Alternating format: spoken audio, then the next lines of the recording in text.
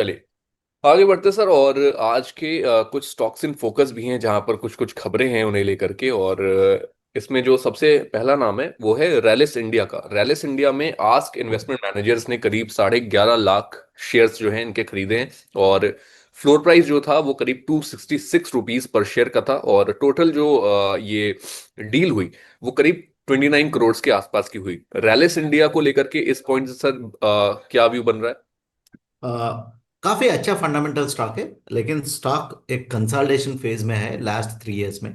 अभी ये साल हम लोग देखें तो स्टॉक में अच्छा एक्टिविटी देखा है, 200 से 380 गया। फिर अगेन अभी मिड कैप का एक कंसोलिडेशन फेज चल रहा है, सो इसलिए स्टॉक 240 से 260 लेवल तक आया है। अगर निवेशक लॉन्ग टर्म इन्वेस्टर है तो एक ये प्राइस रेंज में एक्यूमुलेट कर सकता है। काफी अच्छा फंडामेंटल्स कंपनी है।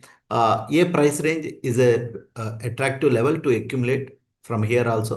The stock can rally from here also. It is a buy on dips and sell on rally kind of a strategy in rallies. Alright sir. Sir कल के दिन पर देखा एक खबर आई बजाज हाउसिंग फाइनेंस को लेकर के, जहां पर जो उनकी पेरेंट कंपनी है वो करीब 2% के आसपास का जो अपना स्टेक है वो वहां से बेच रही है। और लगातार ऑल टाइम लो के पास आकर के बेचा जा रहा है सर। मतलब जब स्टॉक ऑल टाइम हाई जाए या कुछ नया हाई बने वहां पर कंपनी थोड़ा सा अगर पार्शली अगर वो कुछ बेचते हैं तो समझ आती चीज।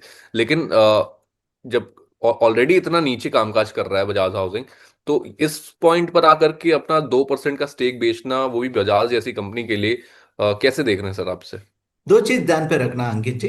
हम्म। एक है जो भी रीसेंट आईपीओस आया पिछले लास्ट 18 मंथ्स में, राइट सर। लगातार जैसा बजाज हाउसिंग फाइनेंस जैसा आईपीओ हम लोग देखते तो काफी मार्केट मूड एक्साइटिंग था, यूफोरिया ज्यादा था। बजाज ग्रुप का साथ एक कंपनी नया आईपीओ आ रहा है बोल के काफी एक्जुबरेंस था मार्केट में। उसका बाद हम लोग देखे तो जो इनिशियल एक्जुबरेंस है अभी लग रहा है फिजल आउट हो गया। और सब लोग सोचा है ये नेक्स्ट बजाज फिंसर, बजाज फाइनेंस बनने वाला बोल के सब लोग का सोच है। अभी राइट। हम लोग देखे तो ओके, स्टॉक एक कंसोलिडेशन फेज में है, एक रेंज बाउंड में है। लगातार 150 रेंज से 100 रेंज में एक पेंडुलम जैसा मूव हो रहा है स्टॉक में। बिल्कुल। अगर निवेशक लॉन्ग टर्म निवेशक है तो definitely one can accumulate this stock because of the strong fundamentals and the strong pedigree. जो कंपनी का पेडिग्री है, इसलिए पेशेंस टेस्ट हो रहा है, no doubt at all. But लेकिन लॉन्ग टर्म के लिए निवेशक एक्यूमुलेट कर सकते हैं। जो स्टेक सेल का बात है, who is the buyer, what price they are selling, these are the things one need to keep in hmm. into consideration before taking any kind of a serious investment decision. ये stocks को 1-2 साल का time horizon से नहीं देखना है। जैसा business models है, जो आईपीओस आ रहे हैं वो फुल्ली प्राइस्ड इन आईपीओस है। मार्केट कैप देखे तो लगातार 1 लाख करोड़ का मार्केट कैप है। सो फुल्ली प्राइस्ड इन आईपीओस है। सो हम्म। इधर से नेक्स्ट डबल होना बोले तो 1 लाख करोड़ का मार्केट कैप क्रिएट करना है। सो हम्म। वो 1 lakh crore market value create करना बोले तो कितना प्रॉफिट्स में ग्रोथ देखना है। That's where the missing points. वो एक बार ब्रिज हो गया तो हम लोग हम्म। देख सकता है activity in the stocks. Anyway, all banking and financial services, housing finance companies and all, they are in a consolidation phase in the last 1 year horizon से देखे तो सो होल्ड राइट। कर सकता है position.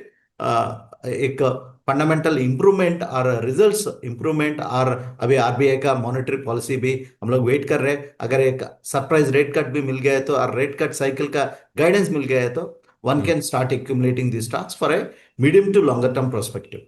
Alright sir. Sir Kranti sir एक आखिरी यहाँ पर स्टॉक्स इन फोकस में एक काउंटर है। और दैट इज आई थिंक ये सारे जो पीएसयूज हैं, पीएसयूज को लेकर के क्रांति सर अभी थोड़े टाइम पहले एक खबर आई जहां पर कहा गया कि गवर्नमेंट एफडीआई लिमिट को पब्लिक सेक्टर बैंक्स में 49% तक रेज कर सकती है। जो करंट अभी है वो 20% के आसपास में है। लेकिन अब एक क्लैरिफिकेशन आई sir minister of state finance Pankaj Chaudhary की तरफ से। उन्होंने कहा कि गवर्नमेंट ऐसा कोई भी प्रपोजल कंसीडर नहीं कर रही है जहां पर एफडीआई लिमिट को 20% से बढ़ा के 49% के आसपास किया जाए। कैसे देख रहे हैं सर? बीच में जब ये खबर आई थी तब से लेकर के पीएसयूज बहुत ज्यादा एक्शन में आ गए थे। अब दोबारा से ये क्लैरिफिकेशन, इसको किस तरीके से देख रहे हैं और इस पॉइंट से पीएसयू बैंक्स को लेकर के क्या व्यू बन रहा है सर? एक चीज है, लास्ट 1 मंथ से ऐसा न्यूज़ चल रहा है पीएसयू बैंक में, allowing FDI into PSU banks, और एक न्यूज़ चल रहा है। अभी हम हम्म। लोग फिलहाल आप जो क्लैरिफिकेशन आया है, हम लोग देखना है बजट तक जैसा अनाउंसमेंट्स आने वाला है, एक ड्राफ्ट गाइडेंस आने वाला है। सो ड्राफ्ट गाइडेंस के हिसाब से हम लोग देख सकते हैं there is a value in PSU stocks, और पीएसयू स्टॉक्स में काफी कंसल्टेशन भी हम लोग देख चुका है। अगर हम्म। निवेशक का टाइम होराइजन है, वो लॉन्ग टर्म होराइजन है, तो PSU banks medium to long term horizon में ऐड कर सकता है निवेशक। एक कंसल्टेशन फेज चल रहा है, बजट तक हमको ज्यादातर क्लैरिटी मिलने वाला है, कैसा hmm. Road map for all this disinvestment, and how these kind of limits can be revised. एक ब्लूप्रिंट बजट तक मिलने वाला है। सो वेट कर दीजिए बजट तक। काफी एक्टिविटी हम लोग देखने वाला है बजट तक इन पीएसयू स्टॉक्स में।